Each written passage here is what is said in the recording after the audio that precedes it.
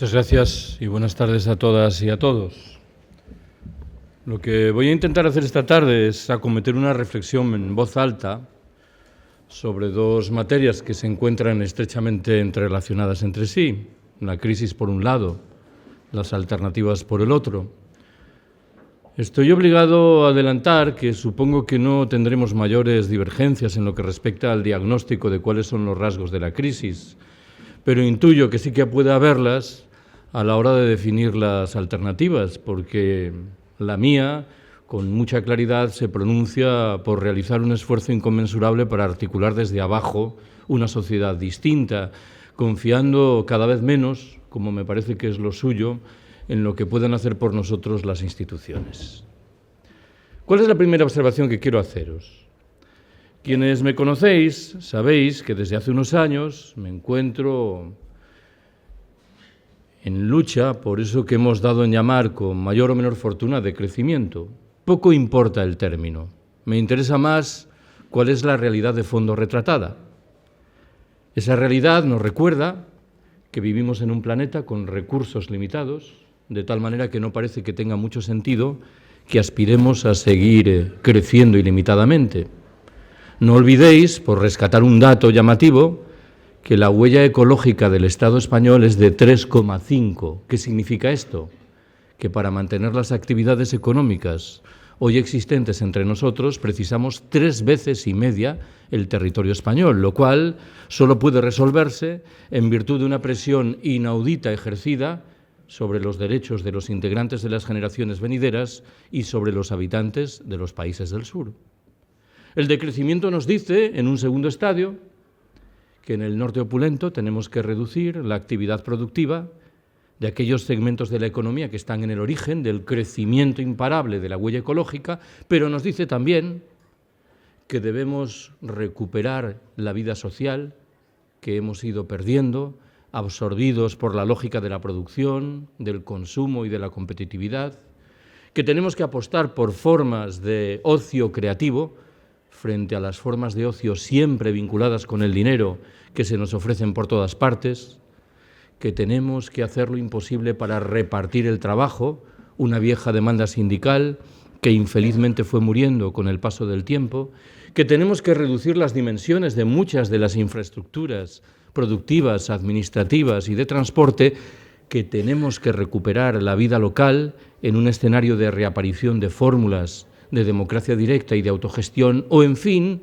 y en el terreno individual, que debemos apostar por la sobriedad y por la sencillez voluntarias. Agrego una última precisión sobre lo que yo entiendo que es la matriz mental de la propuesta del decrecimiento. Esa propuesta, me interesa muy mucho subrayarlo, no tiene, a mi entender, un cariz triste y sombrío. El referente mental no lo aportan unos lamas que viven aislados en un convento, en una cima del Himalaya, por respetable que pueda ser esta opción. Lo que estamos diciendo es que podemos vivir mejor con menos.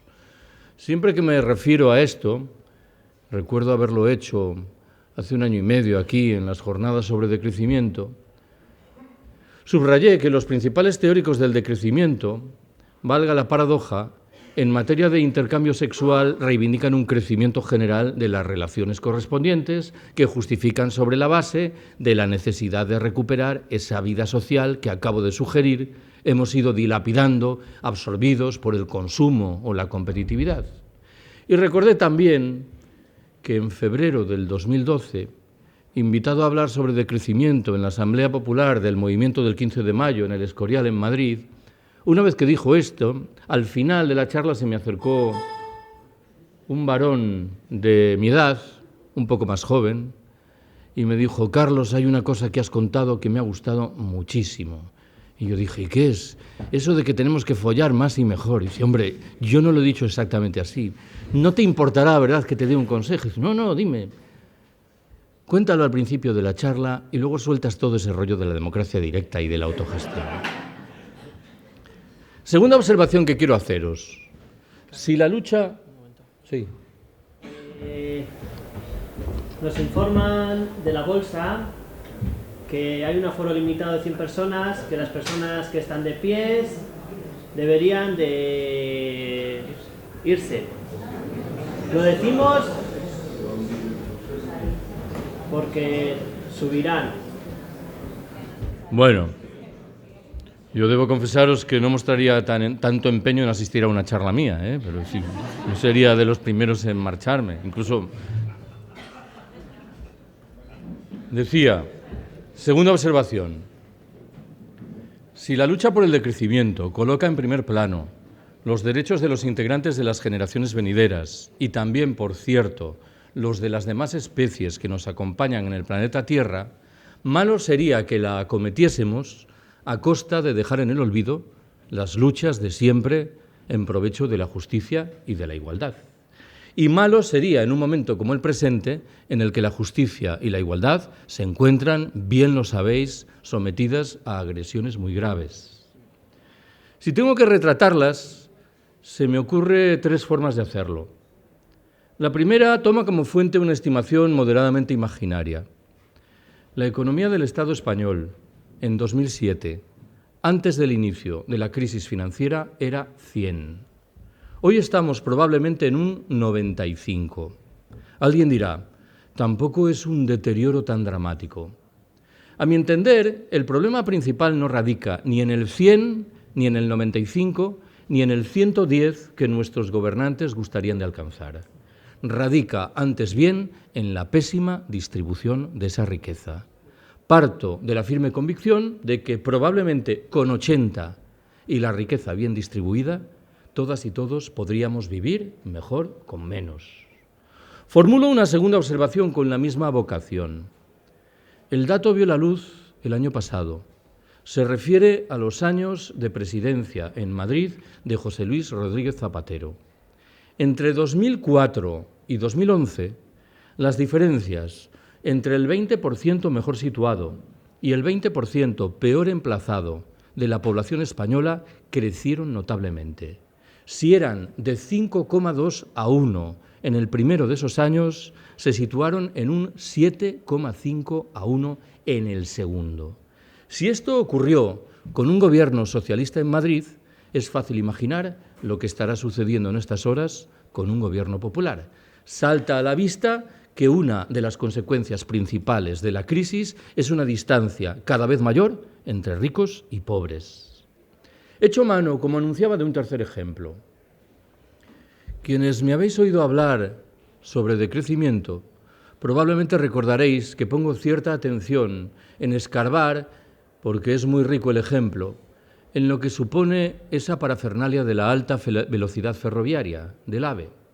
No me voy a referir ahora al destrozo medioambiental que provoca la construcción de las líneas correspondientes. Tampoco lo voy a hacer al cierre que acompaña a esas líneas de muchos de los ferrocarriles convencionales.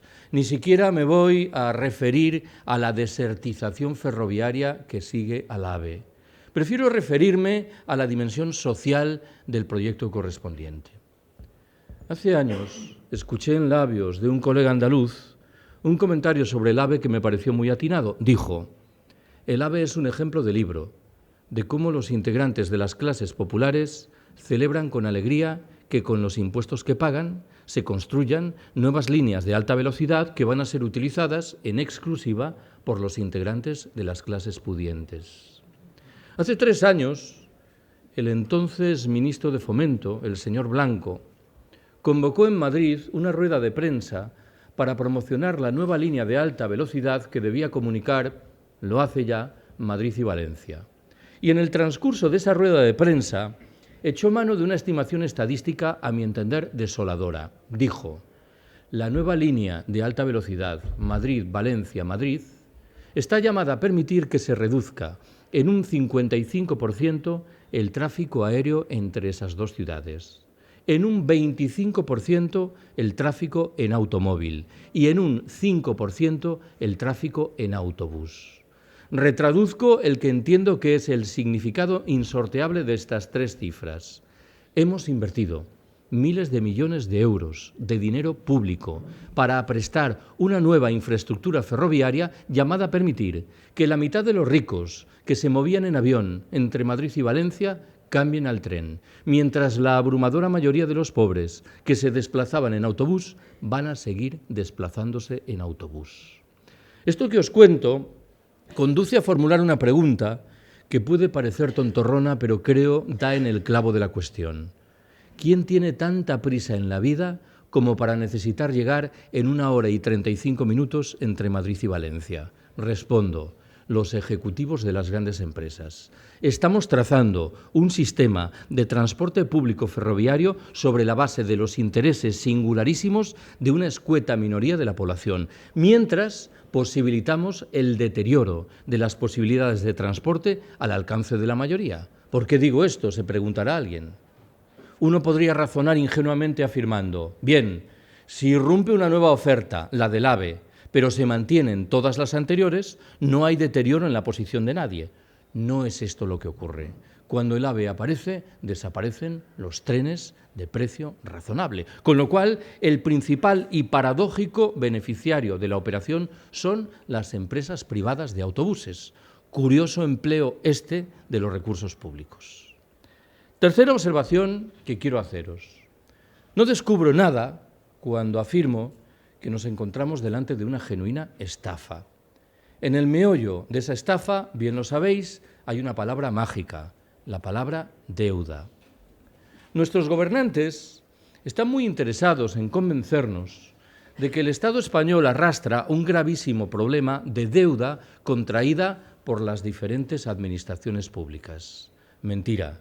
El Estado español arrastra un gravísimo problema de deuda contraída por los diferentes agentes privados con los bancos, las cajas de ahorros y las grandes empresas en la trastienda. Según una estimación anterior al año 2008, el momento del inicio de la crisis, la deuda de las administraciones públicas era solo el 13% del total. Era una deuda que estaba claramente por debajo de la media en la Unión Europea. El meollo de esa estafa pasa por un procedimiento encaminado a convertir en pública, a nacionalizar, a estatalizar la deuda privada. No lo he dicho bien, a nacionalizar la deuda privada contraída por bancos y cajas de ahorros. Si se nacionalizase toda la deuda privada, no tendríamos que asistir al espectáculo dantesco de los desahucios.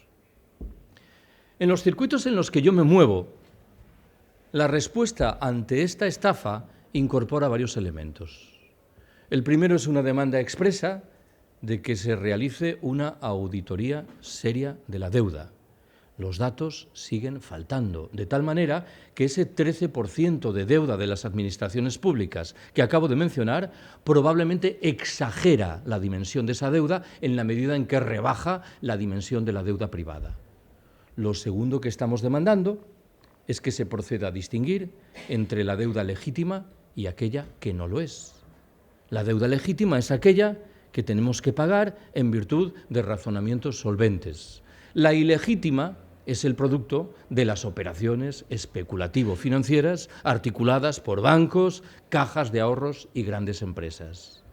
Lo tercero que estamos solicitando es que se modifique una legislación manifiestamente laxa en lo que se refiere a la evasión fiscal y a los paraísos fiscales. No olvidéis que este es uno de los estados de la Unión Europea con una legislación más relajada al respecto. Aún ayer me enteré de que el Ministerio de Hacienda ha reducido significativamente el número de personas que se dedican a investigar eventuales fraudes fiscales. Y lo último que estamos demandando es que, siquiera solo sea de manera simbólica, alguien acabe en la cárcel, porque resulta que nadie está obligado a pagar por lo que han hecho. Ojo, que hay por ahí ejemplos que no remiten a la cuestión de la deuda. El de Díaz Ferrán o el de Bárcenas no son ejemplos vinculados con la discusión de la deuda, de tal manera que quienes presidieron bancos y cajas de ahorros, quienes toleraron lo intolerable desde el Banco de España, han salido literalmente de rositas. Es muy importante, a mi entender, lo que digo a continuación. Si lo que acabo de señalar se puede resumir diciendo que debemos rechazar el pago de buena parte de esa deuda que se nos ha endosado, hay, sin embargo, otras deudas que están en la trastienda y que éstas sí tenemos que pagar. Son fundamentalmente tres. La primera es una deuda histórica con las mujeres, víctimas de una doble explotación y permanentemente marginadas en el terreno material y en el simbólico.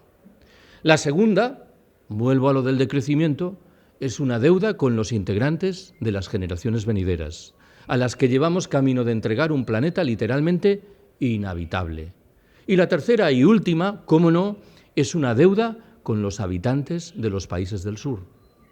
No vaya a ser que reconstruyamos nuestros maravillosos estados del bienestar a costa de ratificar atávicas relaciones de exclusión y de explotación. Cuarta observación que quiero haceros. Acaba de cruzarse por mis labios el término estado del bienestar, que siempre he sospechado que embellece gratuitamente una realidad que merece una reflexión crítica. Si tuviese que enunciar esa reflexión crítica, ¿qué sería lo que diría? Los estados del bienestar, en primer lugar, son instancias propias y exclusivas del capitalismo, desconocidas fuera de este último.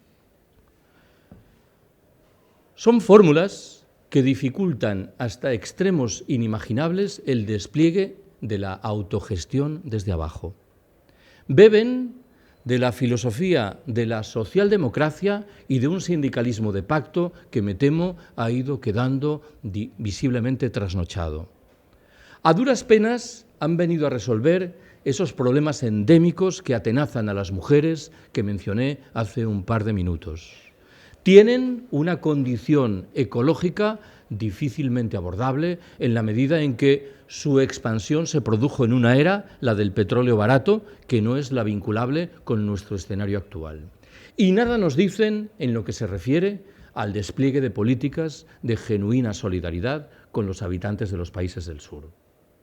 De esta crítica que acabo de enunciar, que a mi entender es irrenunciable, no debe seguirse claro que yo estoy afirmando que un anciano debe renunciar a cobrar su pensión o a la asistencia que le dispensan en un ambulatorio de la Seguridad Social. Lo digo de otra manera. Tenemos que etiquetar nuestra defensa de lo público, porque lo público por sí solo no otorga ningún marchamo de resolución positiva de las cosas. Y las etiquetas al respecto deben ser público socializado y público autogestionado. Me explico. Hace años se produjeron movilizaciones estudiantiles, si no mal recuerdo, contra la llamada Ley Orgánica de Educación. Cuantas veces tuve la oportunidad en el transcurso de esas movilizaciones, defendí una enseñanza pública, universal, laica, gratuita y de calidad.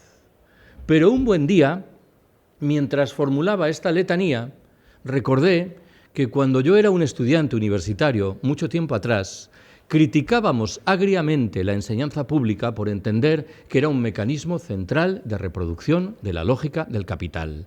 Y ojo, que no íbamos desencaminados. ¿Qué es lo que ha ocurrido en los 30 últimos años? Que hemos ido retrocediendo tanto que con un criterio muy respetable hemos decidido cavar una trinchera y hemos salido en defensa de la enseñanza pública. Bien está que lo hagamos, pero bueno será, repito, que adjetivemos nuestra defensa de lo público. Yo trabajo en un departamento de ciencia política de una universidad pública, la Autónoma de Madrid. Si alguien me pidiese la elaboración de un informe que recogiese las actividades sociales y solidarias de mi departamento, yo entregaría un puñado de hojas en blanco. Lo público, por sí solo, no resuelve nuestros problemas. Tenemos que apostar por lo público, autogestionado y socializado. Quinta observación que quiero haceros. Me preocupa mucho aquel tipo de proyectos cuyo horizonte mental se resume en la idea de que debemos regresar al año 2007, la etapa anterior a la crisis financiera. Me preocupan, en primer lugar, porque eso no es posible. Y en segundo término, porque lo que teníamos antes de 2007 está en el origen de las miserias que arrastramos ahora. Nuestro proyecto tiene que ir más lejos. La izquierda institucional entre nosotros, en el mejor de los casos, lo que reivindica es una salida social a la crisis. Cada vez, y en virtud de argumentos que intentaré glosar inmediatamente, estoy más convencido de que lo que tenemos que buscar es una salida global al capitalismo y no simplemente una salida social a la crisis. En la construcción de esa sociedad diferente hay que tomar en consideración, desde mi punto de vista, al menos 3 propuestas diferentes. Las resumo de la mano de los verbos desurbanizar, destecnologizar y descomplejizar. Creo que es fácil entender qué invoca el verbo desurbanizar. Remite a un proceso al que no hemos prestado suficiente atención. En los 80 últimos años, en esta parte de Europa en la que vivimos, hemos registrado una genuina aniquilación de la vida rural, en provecho de la construcción de ciudades cada vez más difícilmente habitables. Creo que en un momento como el presente es fácil apreciar un proceso de signo contrario del que se registró hace 60 u 80 años. Entonces la gente, bien lo sabéis, huía del medio rural porque entendía legítimamente que la vida era más fácil, era más cómoda en las ciudades. Hoy nos enfrentamos, acabo de sugerirlo, a una tendencia de signo contrario, de reaparición de la vida rural como respuesta objetiva a muchas de las sinrazones que caracterizan la vida de las ciudades. Asumiré de buen grado que el segundo verbo que he invocado, destecnologizar, incorpora algo de provocación. Si tengo que enunciar el argumento de manera más mesurada, hablaré de la necesidad de utilizar consciente y moderadamente las tecnologías que el sistema nos ofrece. Hablaré de la necesidad de no dejarse llevar por muchas de las ilusiones ópticas vinculadas con esas tecnologías. Pongo un ejemplo. Facebook, esta maravillosa estafa que le hace a uno pensar que tiene 8.000 amigos, en el buen entendido de que no conocerá en su vida a la abrumadora mayoría de ellos, o que permite que uno llegue por la noche a casa, encienda el ordenador y vea lo que han colgado sus amigos, de lo que se siga la interpretación de que este país se encuentra en una auténtica ebullición revolucionaria. Claro, sus amigos, eso es lo que cuelgan. Los demás me temo que están viendo el Gran Hermano.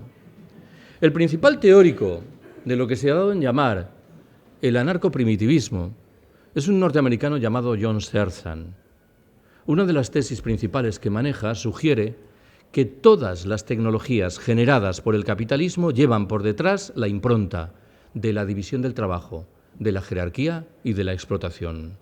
Creo que el argumento es serio, que merece ser escuchado, aunque a buen seguro el empleo que debemos hacer de ese argumento tiene que ser más mesurado del que se sigue del argumento de Searson. He hablado, en fin, de descomplejizar nuestras sociedades. ¿Por qué? Somos cada vez más dependientes, porque hemos acatado sociedades cada vez más complejas. Si queremos ganar independencia por fuerza, tendremos que proceder a descomplejizar nuestras sociedades. Mi buen amigo Ramón Fernández Durán falleció en Madrid hace 2 años y medio. En sus 2 libros póstumos volvía una y otra vez machaconamente sobre una idea que asume la forma de una paradoja. Muchos de los desheredados del planeta, habitantes de los países del sur, se encuentran, paradójicamente, en mejor posición que nosotros para hacer frente al colapso que se avecina. ¿Por qué? Viven en pequeñas comunidades humanas. Han mantenido una vida social mucho más rica que la nuestra. Han preservado una relación mucho más fluida con el medio natural. Y, en último término, son mucho más independientes que nosotros. Pensad qué es lo que ocurrirá en un espacio como el nuestro si dejan de llegar los suministros de petróleo. Todo esto literalmente se desmorona. Para evitar que llegue ese momento, por fuerza, tenemos que apostar por estrategias de descomplejización de nuestras sociedades. Sexta observación que quiero haceros. Es una discusión que cada vez me preocupa más. La dimensión generacional de muchos de los conceptos que empleamos. Me explico. Cuando yo hablo en un acto público como este, espontáneamente tiendo a pensar que todo el mundo interpreta en los mismos términos lo que estoy contando. Con toda evidencia no es así. Cada cual lleva dentro de la cabeza percepciones distintas, de tal manera que su lectura, su interpretación de esos términos es diferente también. Pero hay también una dimensión generacional en el uso y en la recepción de los conceptos. El significado de los términos, sobriedad y sencillez voluntaria, que he invocado hace unos minutos, con toda certeza es diferente a los ojos de alguien que nació en 1930, de alguien que lo hizo en 1970 o de alguien que tiene hoy 20 años de edad. Voy a intentar escarbar en esta realidad de la mano de 3 ejemplos. El primero alude a una figura que infelizmente ha desaparecido en nuestros trenes. La de un anciano que hace 10 o 15 años procedía a comer en el tren. Sacaba un bocadillo y una pieza de fruta. El arrobo con que contemplaba esos alimentos, con que los manoseaba, solo se podía explicar porque en algún momento de su vida esos alimentos le habían faltado. Quienes tuvimos la suerte de nacer después y no pasamos por ese trance, mantenemos con los alimentos una relación mucho más fluida en el sentido de que nos preocupan mucho menos. Voy a por el segundo ejemplo. He contado muchas veces que todos los años recibo en Madrid una llamada telefónica de un grupo de señoras muy mayores que me invitan a dar una charla. La edad media, creedme, es de unos 80 años de edad. Hace 5 años me preguntaron de qué quería hablarles y yo dije que quería hablar de decrecimiento.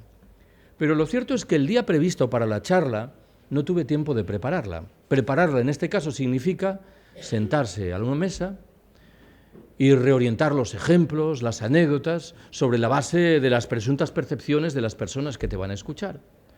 Como no tuve tiempo de preparar la charla, mal que bien le conté a estas buenas señoras lo que suelo decir cuando hablo sobre decrecimiento. Y debo confesaros que lo hice cargado de cautelas, de que aquello no funcionase. Exageraré un poco, receloso de que me linchasen a la salida. No fue así. Yo creo que estas buenas señoras entendieron inmediatamente lo del decrecimiento. ¿Por qué? Especulo. Volvieron la mirada al decenio de 1950, una etapa por muchos conceptos muy dura de su vida, el franquismo más oscurantista y ultramontano. El recuerdo que tenían, sin embargo, de lo que hace un par de minutos he llamado sobriedad y sencillez voluntaria era manifiestamente grato. Me explico de nuevo. Estoy hablando de un momento en el que un jersey tenía que durar 7 u 8 años y en el que era literalmente impensable tirar a la basura un mendrugo de pan. Estas buenas señoras, claramente inmersas en la lógica de la sociedad de consumo, conservaban dentro de su cabeza una parte razonablemente virgen que, convenientemente estimulada, podía provocar respuestas moderadamente sorprendentes y estimulantes. Voy a por el tercer ejemplo. Esta miseria cotidiana que es en las universidades la aplicación del programa de Bolonia solo tiene, desde mi punto de vista, una ventaja. Los profesores nos vemos en la obligación de organizar seminarios, con lo cual, una de las salidas airosas, a mi entender, consiste en dedicar esos seminarios a organizar debates con los alumnos. Yo creo, para ser franco, que los alumnos no aprenden absolutamente nada, pero los profesores sí, porque escuchamos a nuestros alumnos y nos enteramos de por dónde van sus percepciones del mundo. No era esto lo que venía a contar ahora, pero se me cruza siempre en la cabeza. Recuerdo que hace 3 años, un buen día, hubo en uno de esos seminarios un debate sobre el franquismo. Y al final de esos seminarios yo organizaba una encuesta a brazo alzado que consistía en preguntar cuáles de los alumnos simpatizaban con el franquismo y cuáles no. Os pongo sobre aviso ante el hecho de que eran grupos de primero de Derecho. Y siempre había, de un total de 40 personas, 5 o 6 que declaraban simpatizar con el franquismo. Pero en uno de esos grupos solo levantó el brazo un alumno que declaró simpatizar con el franquismo.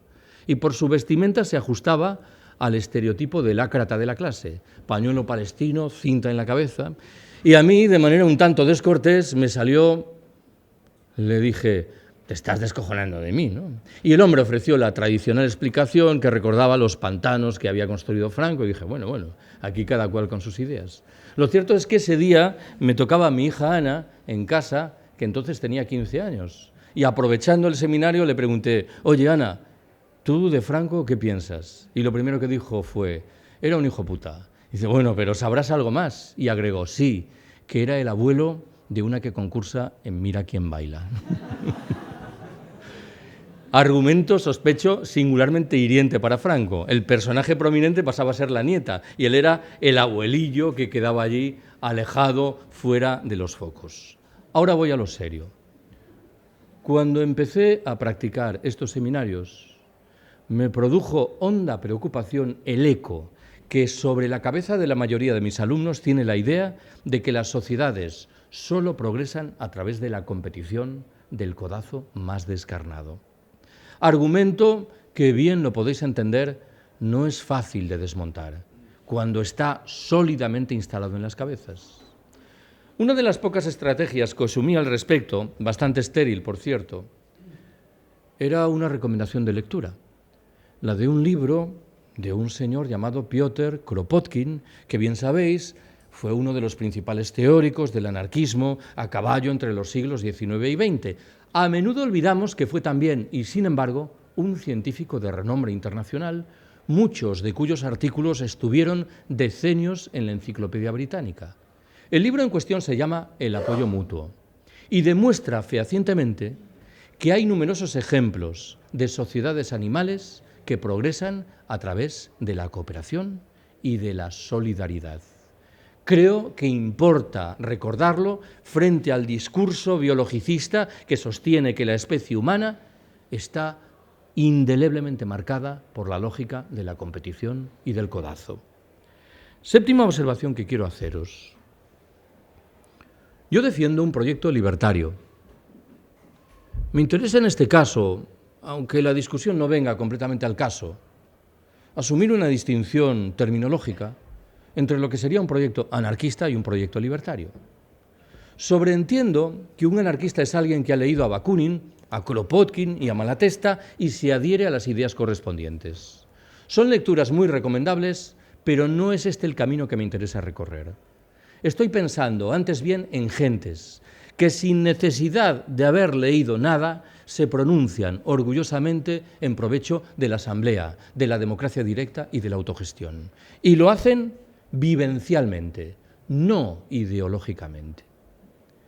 Creo yo que hoy, en este momento histórico que nos ha tocado vivir, un proyecto libertario debe incorporar tres elementos principales. El primero lo voy a mencionar de manera muy rápida porque volveré inmediatamente sobre él. La construcción de espacios autónomos en los cuales procedamos a aplicar reglas del juego diferentes desde la doble perspectiva de la autogestión y la desmercantilización. El segundo de los elementos de ese proyecto nos invita a prestar atención y a valorar las pequeñas iniciativas. Hace media docena de años escribí un libro sobre los movimientos antiglobalización y decidí encabezarlo con una cita extraída de los viajes de Gulliver de Jonathan Swift. La cita recoge el momento en el que el protagonista, que entonces es el gigante, está dormido, tumbado en la arena de una playa. Los enanos de Lilliput se acercan al cuerpo del gigante y deciden atarlo al suelo con un sinfín de pequeñísimas ligaduras. Son perfectamente conscientes de que cada una de esas ligaduras por separado no sirve de nada, pero saben que la multiplicación del número de ligaduras impide al final que el gigante se levante. Creo que es una metáfora interesante. No despreciemos las pequeñas iniciativas. Cuando yo escucho las reacciones hiperradicales de determinadas personas que cuestionan de manera visceral, por ejemplo, el comercio justo, me pregunto si hay algo de saludable en esa reacción. Bien está que planteemos nuestras discrepancias con respecto al comercio justo, pero recordemos que muy a menudo hay personas muy valiosas peleando por eso.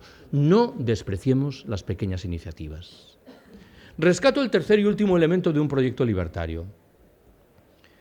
Con cierta frecuencia me viene a la cabeza que tal vez la diferencia fundamental entre la cosmovisión libertaria y las propias de lo que con alguna ligereza voy a llamar la izquierda tradicional remite a una conciencia expresa de dónde estamos. Intento explicarme. La percepción de la izquierda tradicional dice escuetamente lo siguiente: aquí estamos nosotros, ahí está el sistema. Se trata de demostrar que somos más numerosos y más fuertes que el sistema. La visión libertaria dice lo mismo, pero con un agregado. Afirma: aquí estamos nosotros y ahí está el sistema. Se trata de demostrar que somos más numerosos y más fuertes que el sistema. Pero debemos recordar en todo momento que formamos parte de ese sistema que queremos derrocar. De tal manera que la lógica de ese sistema influye poderosísimamente en nuestra conducta cotidiana una y otra vez. En un lenguaje que ya no es el de hoy, uno de los pensadores que más admiro, Cornelius Castoriadis, habló hace tal vez 4 décadas del constante renacimiento de la realidad capitalista en el seno del proletariado.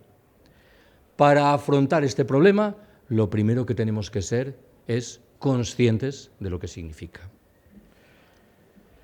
Octava observación que quiero haceros. Hace 4 o 5 años se publicó en Francia un libro en cuyo propio título el autor subrayaba lo que entendía que eran semejanzas muy notables entre la crisis del año 1929 y la del momento presente.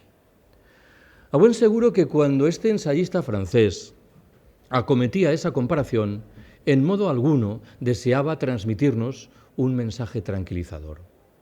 No olvidéis que la crisis de 1929 estuvo en el origen del asentamiento de los fascismos en la Europa del decenio siguiente.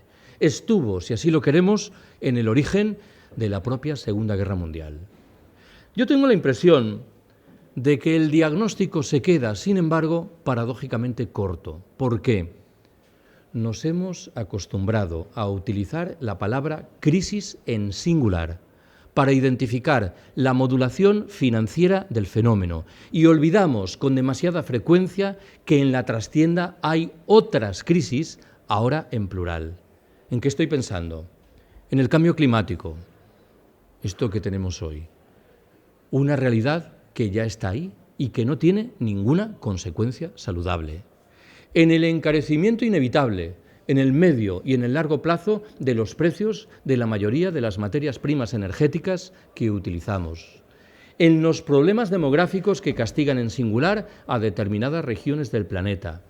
En el mantenimiento de la situación de postración que en el ámbito material y en el simbólico padecen tantas mujeres, o en fin, y por dejarlo ahí, en la prosecución del expolio de la riqueza de los países del sur.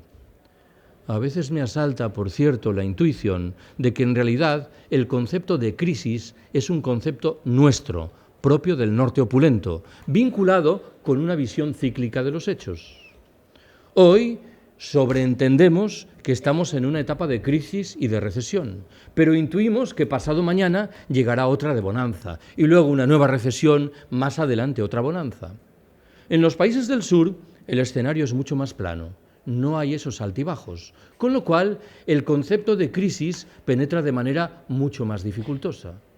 Muchas veces he contado que hace años le pregunté a un colega uruguayo cómo sobrellevaban en su país la hiperinflación, el hecho de que el pan costase 10 por la mañana y 12 por la tarde, y respondió con un punto de ironía que en Uruguay vivía en un escenario de bancarrota estable.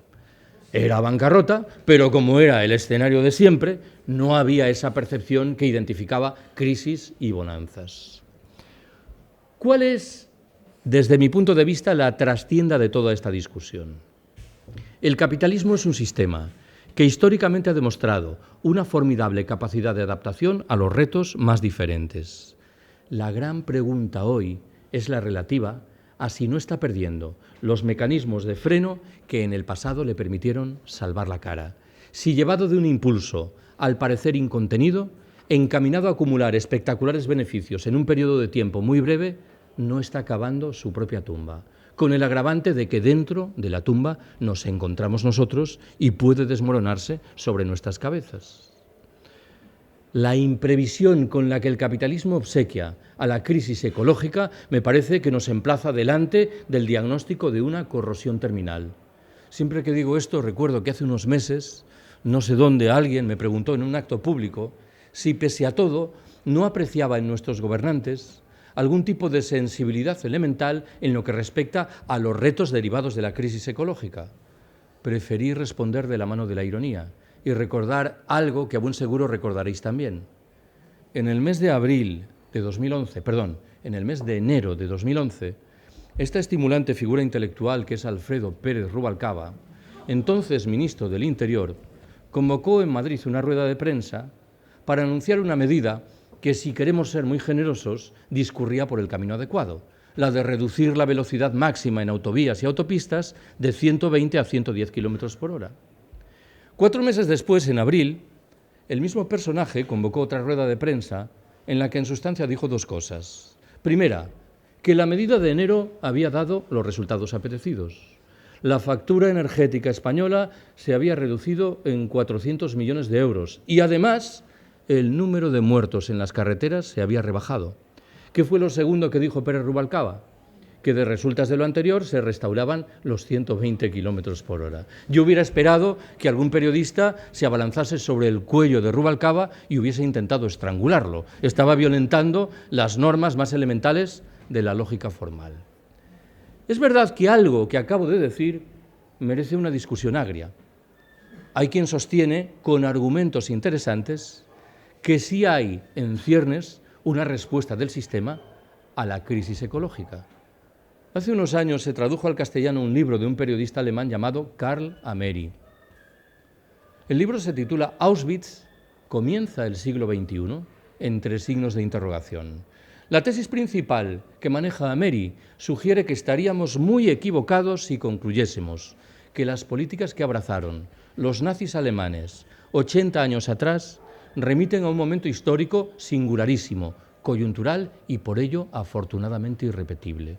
Ameri nos emplaza antes bien a estudiar en detalle esas políticas. ¿Por qué? Porque bien pueden reaparecer en los años venideros, no defendidas ahora por ultramarginales grupos neonazis, sino postuladas por algunos de los principales centros de poder político y económico, cada vez más conscientes de la escasez general que se avecina y cada vez más firmemente decididos a preservar esos recursos escasos en unas pocas manos en virtud de un proyecto de darwinismo social militarizado. Acabo. Hay una palabra que, a mi entender, de forma sorprendente, falta en el discurso de nuestros políticos. La palabra colapso. Uno de esos libros que he traído lleva, como me imagino comprenderéis inmediatamente, un título moderadamente sorprendente. Historia de España, 2014-2033, crónica de un colapso. La tesis de ese libro es que el colapso es el producto de la acción mancomunada de 4 aspectos: el cambio climático, el encarecimiento de las materias primas energéticas, la crisis social en la que ya estamos inmersos y el despliegue creciente de fórmulas autoritarias. En los circuitos en los que yo me muevo, lo del colapso suscita 2 interpretaciones diferentes. La primera es crudamente realista y dice: no nos queda más remedio que aguardar a que llegue el momento del colapso. ¿Por qué? Porque será la única manera de que la abrumadora mayoría de nuestros conciudadanos tomen nota de sus deberes. Esta perspectiva es crudamente realista, pero es al mismo tiempo desalentadora. No nos engañemos. El colapso se traducirá, por definición, en una multiplicación espectacular de los problemas y en una reducción paralela de nuestra posibilidad de afrontarlos.